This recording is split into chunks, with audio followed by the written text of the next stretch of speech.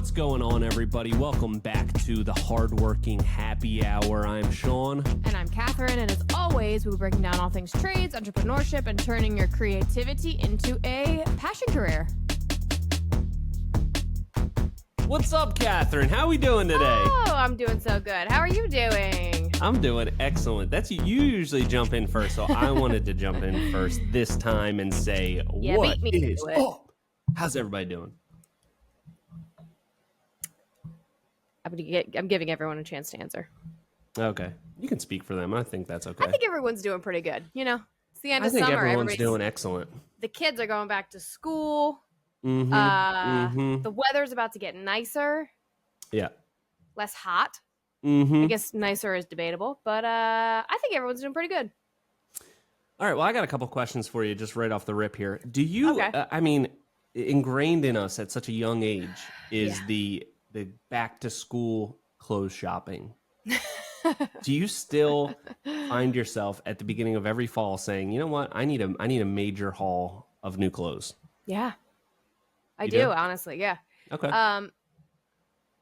Which is honestly hilarious because I wear work clothes and then that's pretty much it. Like I very, very rarely am out of a Premier Outdoor Living shirt. Mm-hmm. And I still feel like I'm like, what's my fall fashion going to be like? What am I going to do this year? But really it's just like, all right, I guess I got to get new shoes. My shoes are kind of beat. So I should buy some new shoes. That's really it. I feel like Premier Outdoor Living shirts are going to be hot this year. I think so as well. They're in every year. But yeah, I just thought about it this week. Yeah, of course. I'm always in like a weird stage of thinking I'm going to very soon fit into old clothes versus I need new clothes, like all new clothes right now.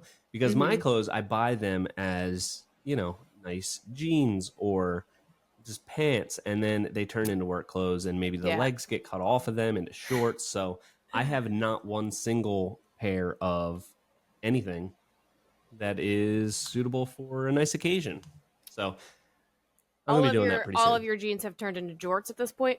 Is that what you're saying? I don't know where any of my jeans went. I don't think I even have any. But yeah, all of my long pants are now shorts. And nice. I don't regret it. I got no regrets. Oh, it was a jort summer for sure. Oh, for sure. A big jort summer at Premier Outdoor Living. Oh, yeah, for sure. Okay, I got another question for you. Okay. And this one... So fun. Yeah. I asked Sarah this yesterday. Uh-huh. She said, can you make me an English muffin? And I said, sure. And as I'm making it, I said, do you have a preference on which side you like better? And she said, of course I do. Everyone does. Thinking, like, she was saying it like, oh, everyone has a favorite side. Like, there's a favorite, unanimously, everyone likes the same side. And then I was like, oh, okay, because I feel that way. But then, all right, before I say what she said. You guys are on different sides. Do you have a preference? What side do you like? Top. Bottom. That's why you and Sarah work so perfectly together. I know. I bet if I asked Pat, he'd probably say bottom as well. The bottom is so much. I don't know what it is. I feel like it holds the butter better. This is the hard-hitting stuff that people need. The bottom's got all that, like, I don't know what it is, like cornmeal or something on the bottom. Yeah, I don't like that. No, I don't like that. I love that. That's the best part. Well, I was shocked by that. I was just like, I thought that was kind of a unanimous thing that like everyone eats the top first because the bottom's better. But I can't wait to eat English muffins together with Sarah now because you get a 2 bottom situation now, and she gets 2 top. That's amazing. Match made in heaven. So, all right. Well, that's enough for my absolutely hard hitting, super critical questions for the week. How else was your week? I know, we've been building the dream shop. It's coming along beautifully. You also stayed out late 2 nights in a row, which at your age, 2 nights in a row, you should probably maybe get an IV or something. This is, my goodness. Wow. Yeah, I did go out 2 nights in a row, which one of them was to a concert, and you're not allowed to bring like bags into places anymore, I guess. So I had to put all my things in my pockets, and I was like, okay, I got to make sure I got to get my ID just in case, which is honestly just so delusional at this point. Like anyone is going to ID me, but no one does. Yeah. Absolutely not. Unless it's one of those situations where they're IDing absolutely everybody. But I Yeah. certainly did not get ID'd at any point. But my brain is still like, I might get ID'd. I got to bring this in with me. Yeah. But that was a fun little realization. I was like, I shouldn't, it's more important that I don't bring it in so I don't lose it than bring it in to get carded. Yeah. But yeah, so anyway, I went to a concert, and then last night was our last night of sailing. So we had a big party at the yacht club for the last night. So my goodness, I'm tired these days. This God. is, whew, It's too late. Who am I? Usually in bed by 9:00 sharp. Yeah. I've been in bed very early lately. And it's great. It's really, really nice. Lovely. It's So lovely to be rested. I feel rested. I feel great, and I feel ready to take on the world. Yeah. Like we're gonna do with this podcast. What are we talking about this week? So this week, I was reading some really interesting articles about boom towns and what causes boom towns and what are boom towns. And basically, a boom town is when some sort of small town experiences like insanely rapid growth. And historically, boom towns have always been a thing, and not always a great thing, because usually there's a boom and then there's a bust. So back in the day, the boom towns were like because of steel, or Detroit had like the car manufacturing, or there's like a reason for the boom and then a reason for the bust because things change. So I thought it was interesting. Also, it's a little spooky because sometimes they turn into like haunted ghost towns or whatever. It's fun. Yeah, that's it's pretty fun. cool. It's fun to speculate That's about very those, cool. or like people abandoning, or like the YouTube videos about people exploring all these abandoned towns. Yeah. So there's like a fun little spooky aspect to it too. But Love that. nowadays, the U.S. is not so much in like steel manufacturing towns, or like your mining towns going out or whatever.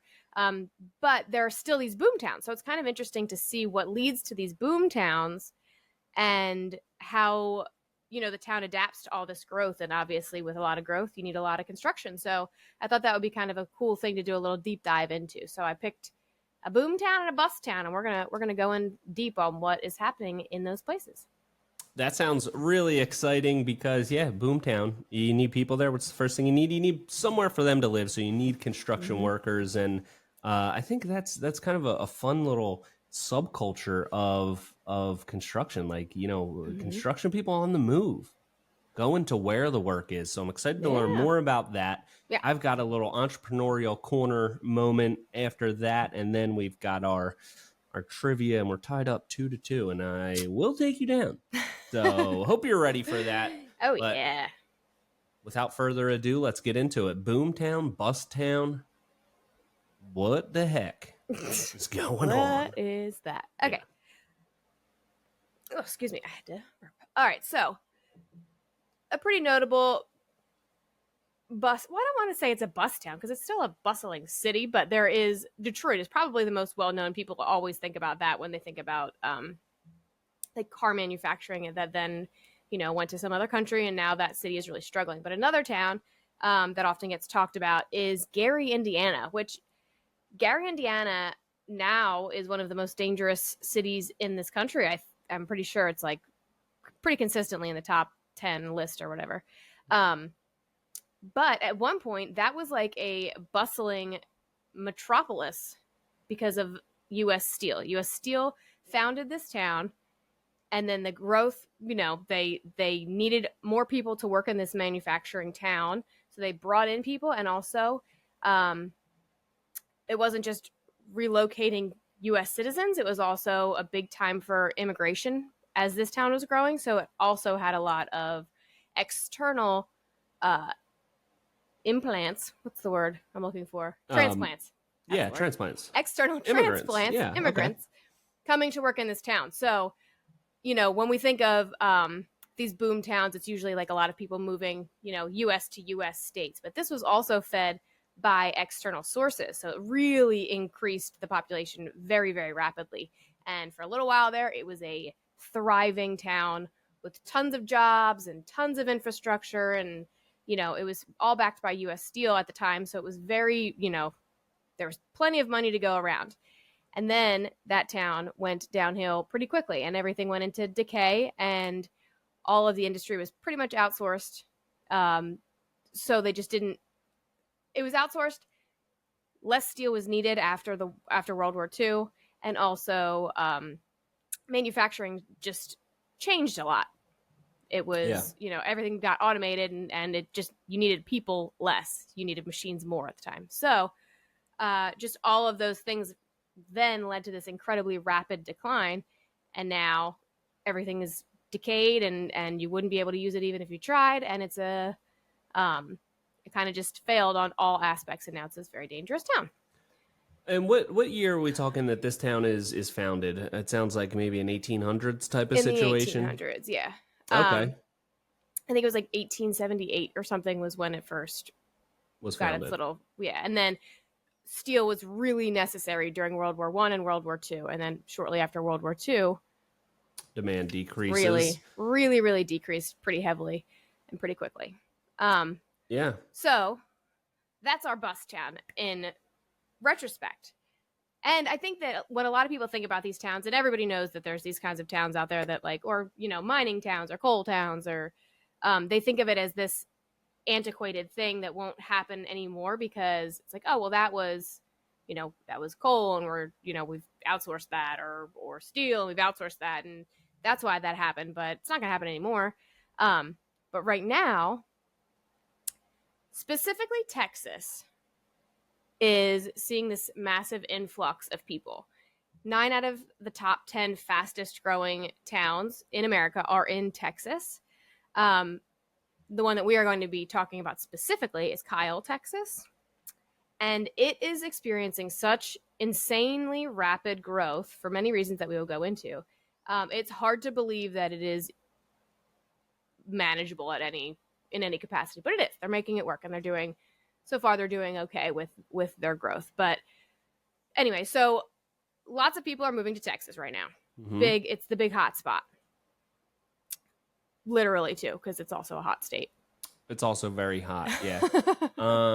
So yeah, a lot of people are moving into, and I think this is probably caused by obviously it's business related. Businesses are moving there and kind of expanding, needing employees. People are relocating, all that kind of stuff.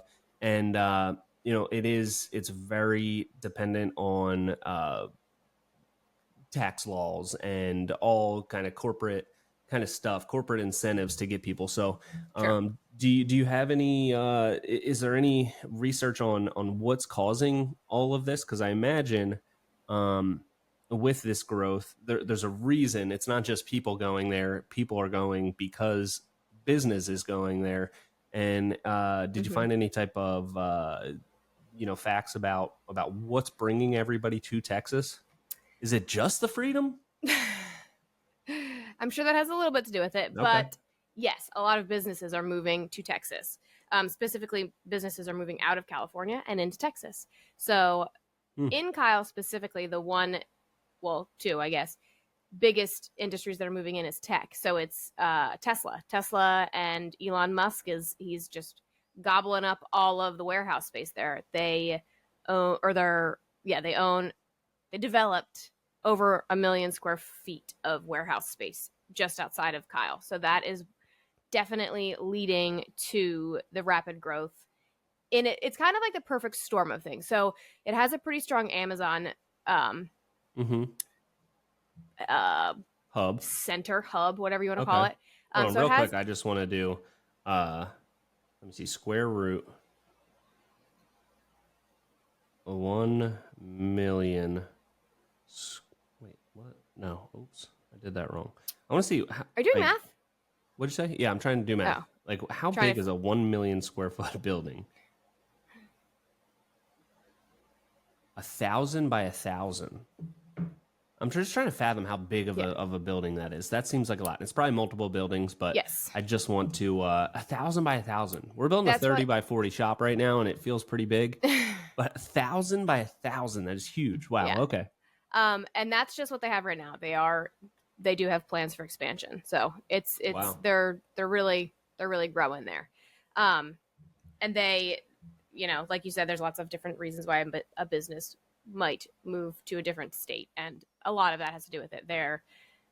I'm sure Elon Musk did all his homework, and he found that Texas is a favorable state to do business. So he seems to be really setting up shop right in this area. And with Kyle specifically, it's kind of like the perfect storm because it's right outside of Austin. It's a suburb of Austin. The highways, it's right where you want to be when you're thinking about transportation. Mm-hmm. It was a small town, so that meant that there was plenty of land and opportunity to build things and to grow. It was, I don't want to say it was poor, but it was cheap. It was everything there was cheap. The land was cheap. The infrastructure was cheap that was there, all that good stuff. And it was a community that was very willing to grow. A lot of, like, if you came into my town right now and you're like, we're gonna quadruple the size of this town because we want to, this town would be like, actually, no, thank you. We have no interest in doing that. Kyle, Texas was like, bring it on. In. Let's do it. So, so just for reference, in 1990, Kyle, Texas had 2,700, a population of 2,700 people. In 1990. In 1990. Okay. Very small town. Yes. 2,700 is very, very small. It's very small, yes. In 2010, it had 29,000 people. Okay. In 2022, it had 57,000 people. And in 2024, it has 67,000 people. So even in just the last 2 years, the population has grown by 10,000 people. So that's wild. Pretty unbelievable. Yeah. Imagine wild. Average households, maybe 3.5 people or something is an average household. Yeah. So thousands and thousands of homes or apartments or just units of living are being built every year, which is pretty insane. I mean, it seems like it's almost impossible to keep up with. Yeah. How are they making this possible? Because, if you go into any small town, that's especially probably a little bit rural, even though it's outside of Austin, Texas, if land was that cheap, it's got to be relatively rural. And you move in this gigantic corporation, 1 million square feet of manufacturing facilities, and you're bringing in all of these people because it's such a hot spot for employment. Mm-hmm. How are they getting the construction workers there to build the stuff? Like, where are they coming from? Because they couldn't have been there. It's not like those 2,700 people that lived there in 1990 were all just home builders, and it's like, we've been waiting for this moment, Yeah, this is where like mass developers come in, like where you get your DR Hortons and they have the people that they can kind of move around. So it's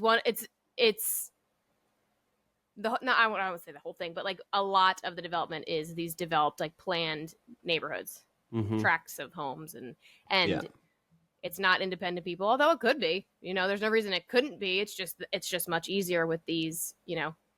Those people have. If you take a DR Horton, they have the people, they have the money, and they have the people looking for these opportunities. So. Yeah, they're really set up to thrive in these kinds of environments. Where if someone, I would assume if you were a home builder and you're just kind of like a small fish, if you had the somehow crystal ball to figure out that this one little town in 1990 was going to, however many, 30 times its population, you'd probably be doing pretty well. And if you could just keep finding little towns like that are going to explode, then you'd be doing pretty well. But I imagine, DR Horton has people looking out for these kinds of things. So they're good. I'd imagine. We know from our construction trivia a week or two ago that they are the largest home builder in the country. So I'm sure they have a whole huge staff of people that are doing analytics on population growth around certain cities and projections and all that kind of stuff. And then swooping in and buying the land. Yeah. So, this all sounds great. Go ahead. Yeah. And it's also, obviously, with a population growth like that, you need more homes, but you also just need more infrastructure in general. You need things for all these people to do. You need laser tag and you need your escape rooms. Whoa. Oh, hey. Okay. That was weird. Okay. Okay. Anyway, you do need things for them to do, and you need like just all kinds of things. You need businesses, you need parks, restaurants, hospitals. That's very true. Hospitals, medical facilities, all schools. just everything. Cool? Schools. Oh, schools, yes. Pools as well. They might need some pools. Yeah. So with these boom towns, God, the opportunities are endless. You just pick a trade and you're going to be needed. I imagine if you're a framer or you're a roofer, you'd never be busier. This is just, my gosh. Yeah. The needs here. But like you said, wow, this all sounds great. This town's doing great. What could possibly go wrong? What could possibly go wrong? This sounds like it's much. just great. There's new shopping malls going up. There's a new cheesecake factory on every corner. Yeah. Yep. It seems like a perfect utopian little town. So what, Except for what the could fact go wrong? that people need to drink water, a decent amount of it. Well, if they run out of soda, I guess. Yeah. They're Mountain Dews. Yeah. Yeah. So they're going to need something to drink, and they're also going to need electricity. So when you think of something like building, you can always bring in building supplies. You're never going to run out of lumber. You're never going to run out of shingles or conduit or whatever. You can always get that stuff. But with something like water, that is incredibly logistically difficult to get if you don't have it. You know what I mean? Yeah. So this town had, reservoirs, aquifers, whatever, and they're running out of water. Like right now, they have to start planning how to get water externally. And there's a town called San Marcos that's just south of this. So this town is in between Austin, Texas, and San Marcos, which is kind of like a college city, I'd say. And they're talking about having to buy water from San Marcos. So that's kind of like I don't want to say like a bad thing, like a foreshadowing. Yeah. It's not great. It's not good for a city to already be running out of water and not being able to service its population. Yeah. And with things like electricity, you can build new power grids and you can, that's another thing that grows with infrastructure, but it's also it's more time consuming than just like building a house. You can't just, decide like, okay, that house is new. We got to add that panel, that house onto our town's panel. It's like, it's much more labor intensive to build and add electrical grids for this many people and businesses all at once. So that's especially also, if everyone's driving electric cars, if it's a Tesla, hotspot. I hadn't thought of that. Yeah. Solid point. Something to think about. Yeah. So yeah, both of those things have become increasingly difficult for this tiny town that has grown so much, which is very interesting to me because Texas is, when I think of a place that has like natural disasters, Texas definitely comes to mind. They're pretty well known for their tornadoes and bad storms and hurricanes. And I also no, it snowed like an inch. It's not there. that. That's like Oklahoma. It's probably Oklahoma. It snowed like an inch there like a year ago. Yeah. And it completely like the entire the entire state, which is pretty crazy. And when I saw that, I was just like, oh my God, this is like pathetic. It's like an inch of snow in it. But then like you look at it, like nothing's built for freezing temperatures. Like exactly, pipes freezing. They don't have plow trucks or salt trucks or anything like that. So the power goes out.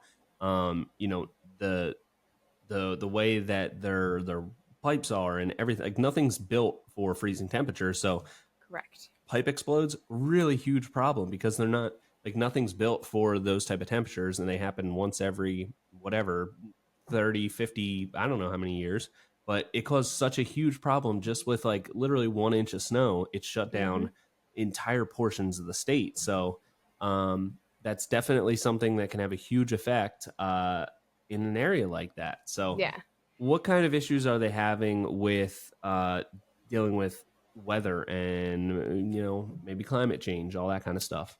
Yeah.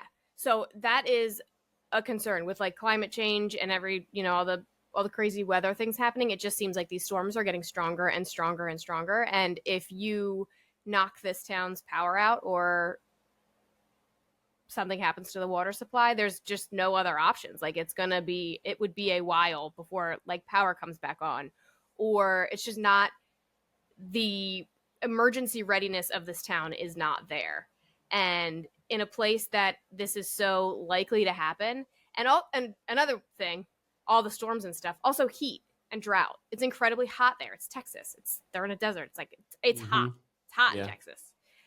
So something like excessive heat can knock out the power, and then what are you going to do? Then you're going to have to figure out, I forget what they're called when it gets like a heat advisory, where like children and old people can't go outside or whatever. What are you going to do? Where are all those people that don't have air conditioning now? How are you going to get all of those people to a safe place? 67,000 people. Well, that's where the pool's coming. And there's no water. Yes, I can see the issues here. Okay. Yeah. So there's a lot of things that like you don't necessarily think about, but like if the power goes out and that nursing home runs out of air conditioning, you have to figure out how to relocate all of those people. And emergency readiness emergency readiness and planning is a huge thing that towns have to put a lot of effort into, especially obviously risk-based. And in Texas, there's a lot of risk. So this town's emergency readiness is not quite there yet, which it just feels irresponsible, This town has grown so much. The town is supporting this growth. They're saying we want it. We want all of this infrastructure. We want to dedicate these resources to this. But then at the same time, they're running out of water. It's like, yeah, that seems so problematic dangerous. A little bit. Yeah. This reminds me of something else I heard, which was it was this. I heard an interview about this guy that made a documentary about water shortages and other countries coming in that are having water shortages, coming to the United States, buying land, and basically growing crops here and then shipping it back, because the main thing you need for crops is water. And a lot of other countries with huge growing populations are running out of that resource, like not being able to grow enough food. Basically, they have the space for it, but they don't have enough water to grow enough food to feed all the people in their country. And they're coming here to grow a lot of that stuff and then shipping it back. And one thing that they're doing, a lot of these things that a lot of the places that they're buying up are in the desert. And what they're doing is it's this very desolate area, very small towns around, and everybody is, living off of well water. Well, what they're doing, a lot of states don't have rules about how much water you can take from a well and how deep you can go. So, this neighbor and this neighbor have huge ranches, and they have wells that go down 500 feet, let's say. And that is giving them enough water to, tend to their crops and feed their animals and all that kind of stuff. Well, they're coming in and they're drilling wells that are thousands of feet deep. And basically what they're doing is they're like sucking up the water that feeds all these other wells. So even though they're in one location on their property, on their land, they're just drilling deep enough and pumping out so much water that it's drying up higher wells around it. So that I found pretty interesting. And it is like the shortage of water is such a huge limiter. I mean, if you don't have water, you can't grow crops. You can't drink it. You can't do a lot of things. Sustain life. Yeah. You cannot sustain life. So how can they possibly, what's like the tipping point where it's just not sustainable at all? I feel like they can keep pushing it, and they're already going to another town and poaching some of their water resources. But if it continues to grow, it just doesn't seem like it's sustainable. Is there a plan for that? Is there? Are they? What's the idea there? So I couldn't really find anything about any type of plan.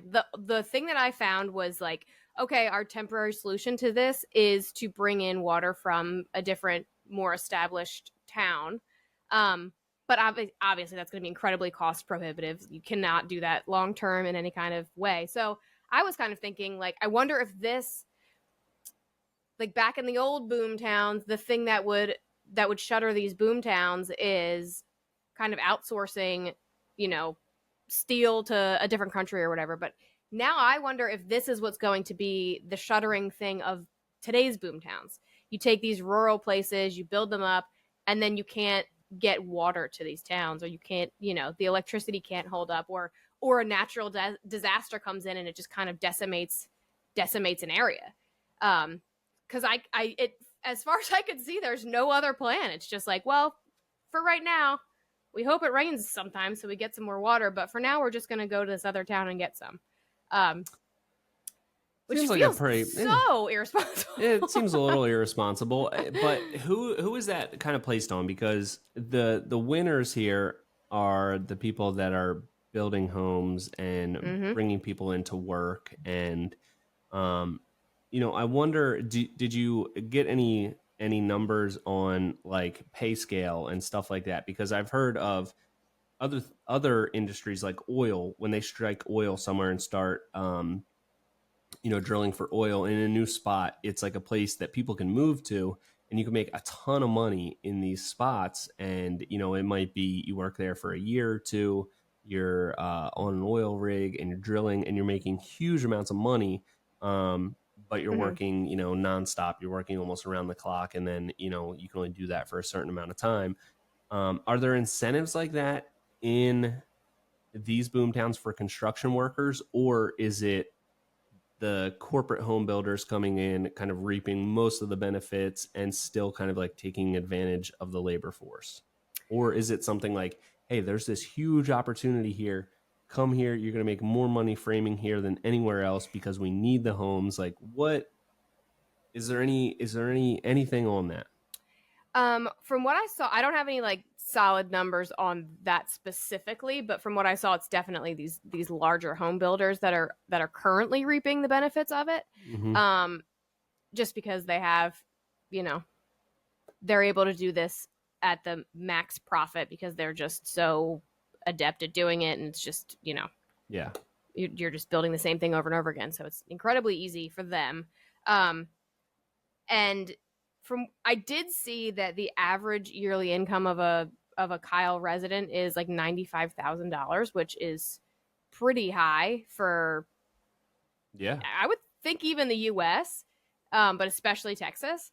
So somebody's making some money there, but I do not think that it is necessarily like independent contractors. It's not like your everyday, you know, I have this small roofing company, or I have, you know, this small framing company. Yeah. I think it's the bigger companies that are really making the money here. But hey, if those little guys can get in there. Well, yeah. I mean, they all of those companies basically deal with subcontractor crews that do their framing Yeah. and do all that kind of stuff. So Sure, yeah. I imagine it has to. It's an economy. There has to be multiple large home builders there, and there still has to be, no matter how many people are like moving there for this opportunity, there still has to be a shortage of labor. And I imagine that obviously has to drive up the price of a framer, a roofer, or whatever. So Sure, it's yeah. just it's kind of interesting. It'll be interesting to see what happens with that city, because in some of these other places, like I talked to somebody that lived in one of these new oil rigging towns, and they worked there, and they were like, you get paid so much money, but everything there is so expensive because everyone's making so Yeah. much money. It's Yeah. like, you know, to go to Olive Garden, it's like $47 for a chicken parm or whatever. So I wonder if you know, if that is kind of happening too, or what, because this isn't quite in the middle of nowhere. It's still a suburb of Austin, Texas. So it's, you know, maybe that helps regulate some of that to an Yeah, extent. You know, it's not like perhaps. it's just Yeah. strictly like you're out in the wilderness on an oil rig. You're True. somewhere, you know, Yeah. you're close enough to existing infrastructure and restaurants and all that kind of stuff. So um so what do you see on the future of that, and what about the possibility of the traveling construction worker? Is that a thing that could be in the future? Yeah, I think that there's definitely I have seen obviously there's companies like DR Horton that do like the full builds, but they're specifically framing. I saw a lot of bigger companies that just framing companies that do travel like this. So I think that could be, maybe the way of the future. I'm not entirely sure about that. And as far as Kyle, I have no idea what will happen in the future, but I'm very interested to see because, as you know, it's interesting to think that this happened. This used to happen, or it's probably always happened. But you think about it like happening in the past with these old towns, but now it's just kind of history repeating itself. So, you don't want to think that the town is going to shutter, but maybe it will. And this is just the new age of that.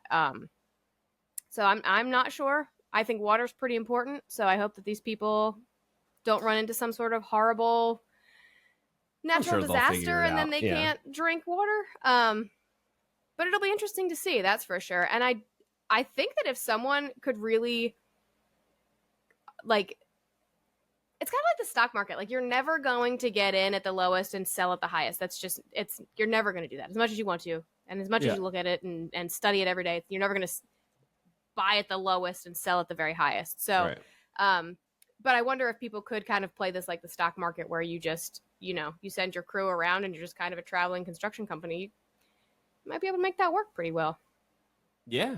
I don't think I don't want to say any sort of business advice here, but I think Kyle's done. I don't think it needs, I don't think you're going to make any money building there now. If you had hit it in 1990, you'd probably be doing pretty good right now. But I imagine with their maxed out resources, they're not going to be exploding anymore.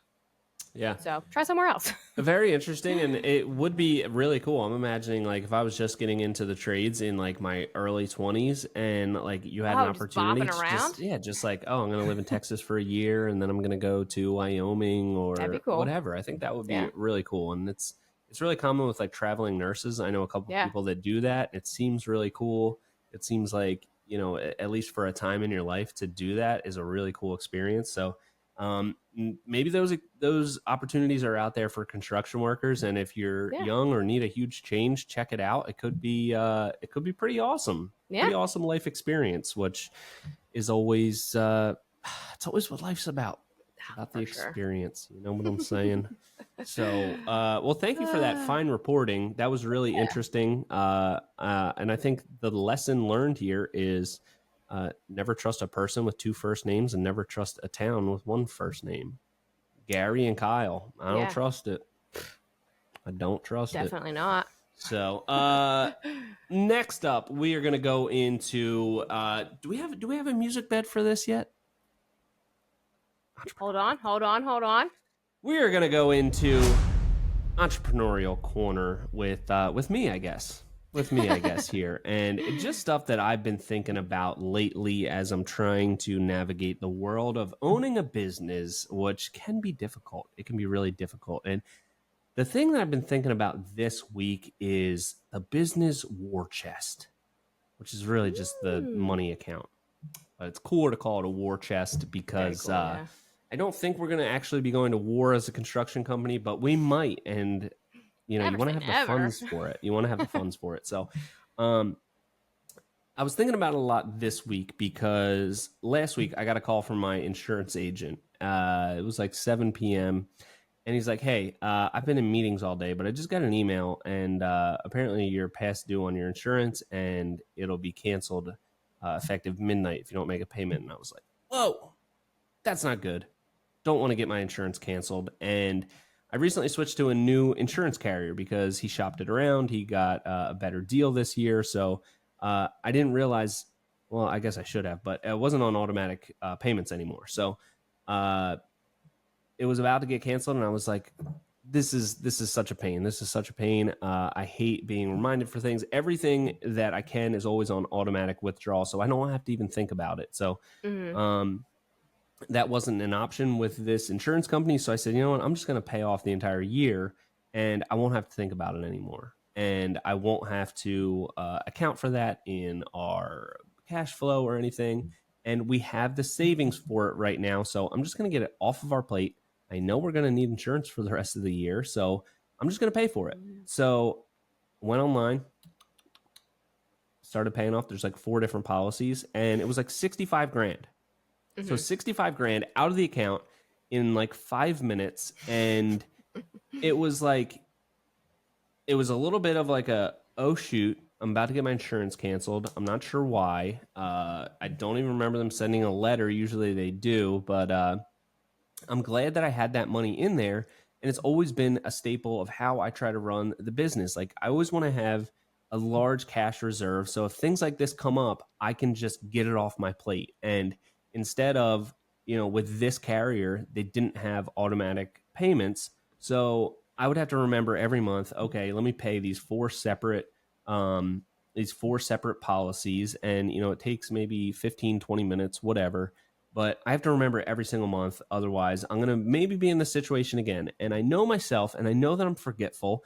I know that I'm always thinking about something else besides insurance, which is the last thing I want to think about. So I'm like, how can I make this easy? Let me just pay for it all right now. And because we've built the business in a way to have a large cash reserve on hand, I'm able to pay that, get it off my plate. And this specific insurance carrier saved us about $25,000 this year. So it was worth not having the automatic payments to be able to save $25,000, but I needed to just pay the whole thing to get it off my plate because I know myself and I know that I'd be in the same situation probably, maybe not next month, but the month after. I'd probably forget to put in the payment and all of that. On top of that, we are having issues on our previous job with doing a permit update. The electrical guy wants all these different load calculations, and it's just been a ton of back and forth. So I never get final payment until all the final inspections are done. And so we're waiting on not a huge final payment, but a sizable final payment. But I've had to pay everybody else, including the roofer, which just wrote a check for roughly $30,000 for the roof and gutters that they did on the last project. Plus, they just did the shingles on our new shop. So I had to write that check. Plus, weekly expenses of about $11,000. I'm waiting on payments. We're working at my own house. And all of these things come up at the same time. And I got to pay it. So it made me really thankful that I've built the business in a way to make sure we have a lot of savings on hand, because you can go through, 100 grand in a week and not go out of business, because a lot of times these big costs kind of come up at the same time. You're going to have to pay a subcontractor. You're going to have to pay your insurance, whether or not you pay off the entire year, you're still going to have to pay the insurance, monthly premium. You're going to have to pay if you have a truck payment, you're going to have to pay that, whether or not you're collecting on a project that might be delayed or something. So I think it's always really important. And you know what? I'm just realizing this is coming right back to the Boomtown. You got to grow at a pace that you can handle. With some of that money, we could have bought more equipment. We could have taken on more payments for things. We could have dumped a ton of money into advertising to try to fuel growth for the business. And that isn't necessarily sustainable for everybody. And I don't think that's the right path. And you've actually seen a lot of these companies over this COVID building boom do that. They grow with this demand that is not sustainable. It's anybody with any sense would look at it and say, this isn't sustainable growth for the industry.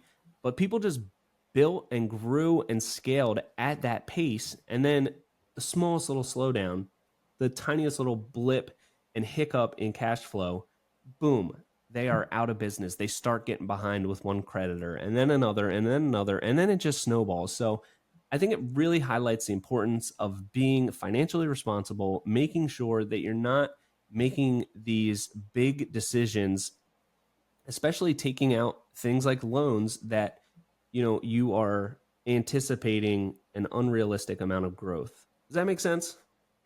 Yeah. I think that's a very good, solid. I feel like there's a lot of things you're very silly about. You're very, take it as it comes. But with that, I think that it's so. Rude. I don't mean with business. I just mean I'm very serious 100% of the time, all the time. I don't have time for silly business. But I think that is good, serious advice, and that's a serious look at Premier Outdoor Living, and that attitude's probably why we're still around. So Probably, yeah. It's not because of any of the other silly attitudes that I have 95% of the time, but I like to be financially responsible I think that's because great. these things can come up. And right now we are working on the dream shop. So there's no money coming in right now. There's no money coming in. We have recently sold a bunch of jobs. I still got to go collect payments for those deposits, but I'll get around to that. But we can have this type of flexibility because I've always wanted to have, it's this like security blanket over me that I just know, wow, so much can go wrong and we'll still be able to weather through it. I never want to be on that like tipping point of, okay, hopefully this goes well, because if not, we're going to fall behind. We're going to, fall behind on a payment for a truck. We're going to fall behind on insurance, or, oh no, my insurance just got canceled because I didn't know that the payment was due and I didn't have the money yet because I need to cash this check. And, making sure like you get the deposit for the next job so that you have money to finish the current job. So many companies run like that, where they are literally basically running a Ponzi scheme because they need the deposit from the next project to finish the current project. And it just goes on and on and on and on. And somehow you need to get out of that cycle, and you need to like really prioritize saving money, save money so that it's there when you need it. And you can have like, I just can't imagine living without that sense of security over you, like that you can take risks. You can take a break. You can build a shop at your house and not worry about going out of business in a week because you've planned for it. You've put money away. You've tried to be really thoughtful in the decisions that you make on spending money and making sure that you have enough there when you need it. Yeah. So that's my advice there. I like to be very conservative with finances. I like to make sure make sure that you're doing it right and that you're making good decisions. And that's one of the reasons that we stayed in our old house for so long, because we got it for so cheap, and by almost nearly paying that entire thing off and selling it for a lot more than we paid for it, that helped us get to the point where we can put it into our current property and do things like build a shop. So run your life, run your business just a little bit more conservative, and I think you'll thank me. Growth is one thing. Growth is important and exciting, but it's not as good as just having that comfort that everything's going to be okay, and I got a little bit of cash on hand if things go south for a little while, because there's going to be those ebbs and flows. Yeah. You know what I'm saying? You can't control the weather, but you can learn how to surf. You can't control the waves, but you can learn how to surf. Right? Isn't that on like a poster? Can't control the wind, but you can learn how to sail. Can't what's that quote that we have written in the van? Remember we were going to do a weekly quote and then we did it once and it's still up there. The bad news is time flies. Yeah, the good news is you're the pilot. Yeah, that's it. So take that for whatever it's worth. I don't know. Believe me. Tie back to the Boomtown thing though. Great job. It was, I didn't know what you were going to talk about. Love it. Yeah. Great job. Yeah, I didn't even realize that it was connected in any capacity, but yeah, be sustainable. Sustainable growth. Yes. You'll thank me, or maybe not. I don't know. Take my advice or don't. I don't know anything. This has been a very serious toned episode, so let's get into maybe something a little more fun. Yeah, I don't know what's next, but could it be? Is it time for hardworking happy hour trivia extravaganza phenomenon of the year? We got to work on a fade out button. A fade out. We tried to do it manually. It didn't. It's already so. It's a whole situation over here. I tried. We'll deal with that. I did my best. I'm sorry. We'll deal with that later. You did a great job, but all right. So you won last week. Does that mean you want to? That means I go first. You ask. That means I go first. Yeah. Okay. So. Good. Oh no. Oh what? No, I don't think it's. You deleted all of your questions. No, they're here. But initially, I pulled it up and it brought up the text document from last week's questions. I was like, no, these are last week's questions. Okay. All right, let's get right into it. True or false? The first pneumatic tool was developed before 1400 AD. Pneumatic. Yeah, you know what pneumatic is? It's the opposite of Air-powered. old-matic. Yeah, compressed air. Like a nail gun. I feel like I just read in my search for other trivia questions that the first air, or maybe it wasn't pneumatic, nail gun, the patent was like 1878. So what did you say? 14 AD? 1400? Yeah, and I think AD is it should be. I think the new thing is CE, Common Era, right? AD is like a Christian thing, so we don't need to go there. The first pneumatic tool was developed before 1400. We'll say CE, Common Era. I think that's the new term. Okay. Well, I mean, my initial thought is like absolutely not before, but because you're asking the question, it's making me think that maybe it might be before. I don't know this. You have to determine whether you go with your instinct or you go with me playing psychological warfare. So how could I possibly know? All right, one more time. The first pneumatic tool was developed before 1400 AD. True or false? First pneumatic, and you're just saying air, like it's just compressed air. Compressed air. I mean, you could just compress air. You could do that. You don't need any machinery or anything to do that. I'll go true, I guess. I don't know. I feel like you're playing games with me.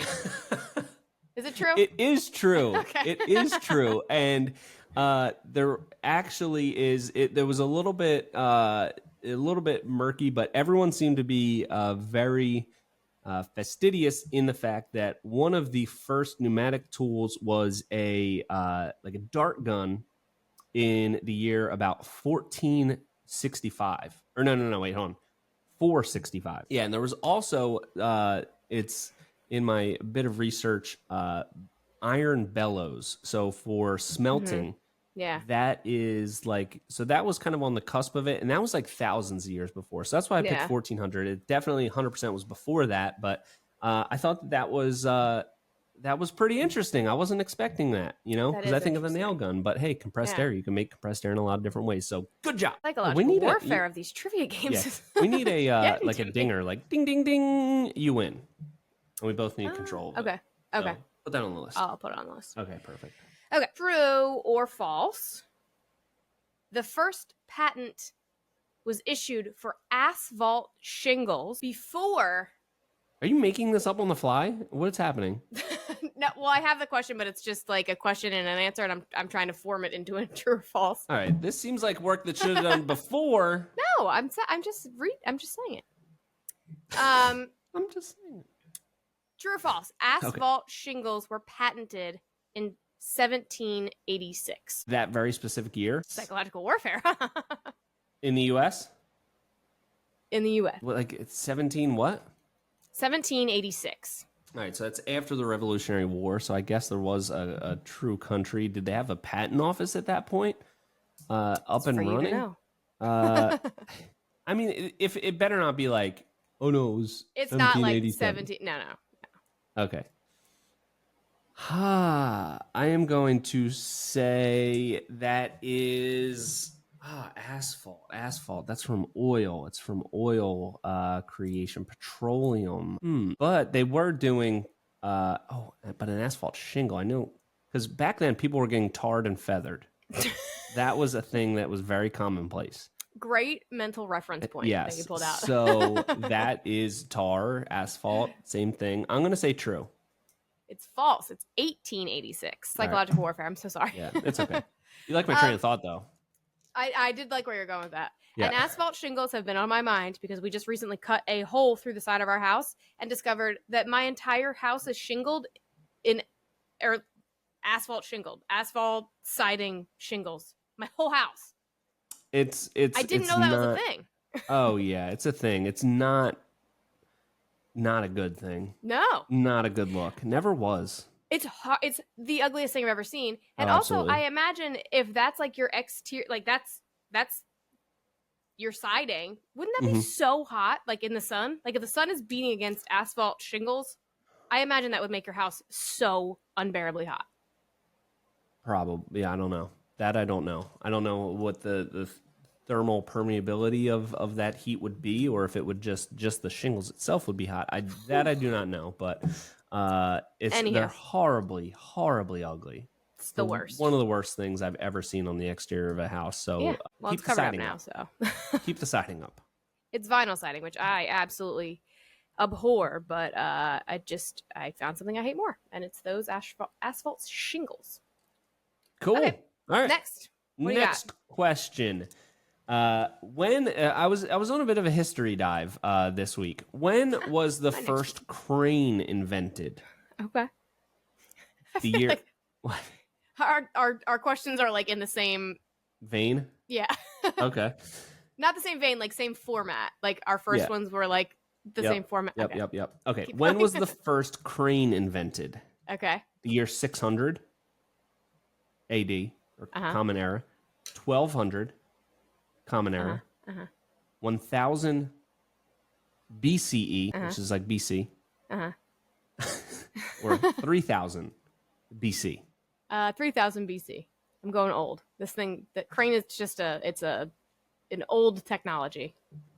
Damn it, I knew I should have put one that was even older. Yes, it's 3000. The first type of crane machine was the shadoof, which had a lever mechanism and was used to lift water for irrigation. It was invented in Mesopotamia, which is modern Iraq, circa 3000 BC. The shadoof subsequently appeared in ancient Egyptian technology around 2000 BC. So pretty cool. That is pretty cool. Pretty cool. All right, well, congratulations. You got that one right as well. Thank you. All right, go ahead. Hit me. Okay. Who is attributed to inventing the dovetail joint? Ooh. A, the Egyptian. B, Romans. C, ancient China. Or D, Renaissance England. The dovetail joint. That seems like it would be something that's pretty old. So you said either the Egyptians, the Romans, the Chinese, or the Renaissance Englanders. I'm going to go Chinese. Egyptians. Wow. Okay. Isn't that interesting? Putting that on like the sarcophagus or whatever? I guess so. I was surprised by that.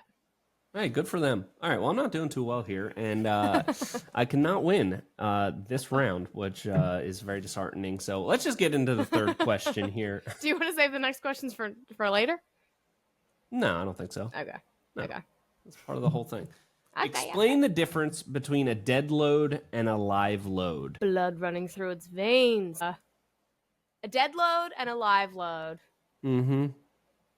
Like in what capacity? Like what? Building. A dead load is like the weight is not going to change, and a live load is something that could potentially that could be adjusted. Like if you're like the dead load, like if you're building a second story, the dead load would be like the framing material that's not going to change, but a live load is going to be like, well, you could put 5,000 pounds of stuff up here.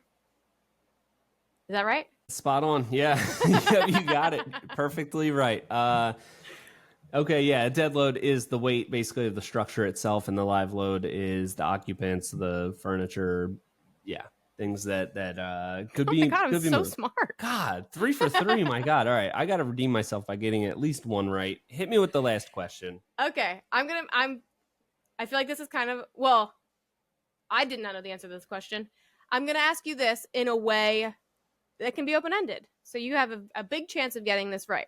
Okay. When in steel construction, there's cold formed steel and hot rolled steel. Give me a difference between them, whether it's the manufacturing process or the difference between what you would use them for. Give me a difference between cold formed steel and hot rolled steel. Wow. Okay. Cold form steel is like that'll be like a standard C channel, like for metal framing is going to be cold formed, right? Like a metal stud. Yes, a metal stud is going to be cold formed. Yes. And hot rolled steel is going to be something like, is that good enough? Yes. Okay, thank you. I'll give it to you. All right.